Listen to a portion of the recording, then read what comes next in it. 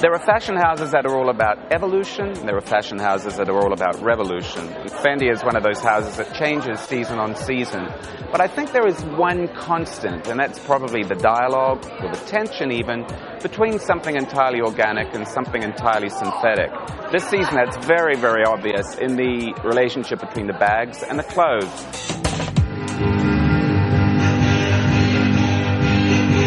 Do you feel this collection was a particularly romantic one? Yes, but a clean, updated romantic message, not some sentimental, romantic, passéist dream stuff.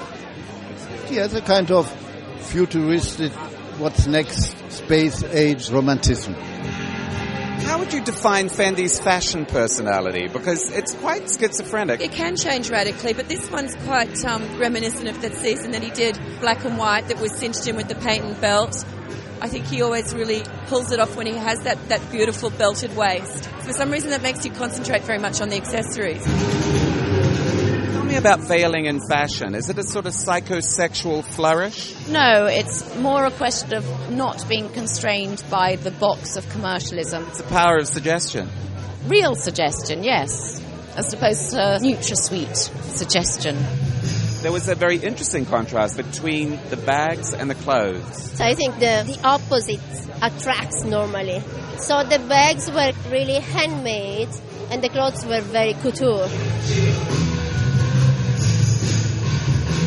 Somewhere between Grace Kelly and Ugo Rondinone, I thought. Yes, but if they had never met. A season of the dress, also season of hand-worked fabric. Worked fabric and hand painting and transparency and organza and fluttering capes, and I think it's very pretty and probably a reaction to all the times. And I do think that it makes all this lightness is very uplifting. The fur was very cleverly disguised in that collection, though, wasn't it? Yes, the fur was like raindrops, because the idea was around the watercolor and transparency, and so the little drops are in fur.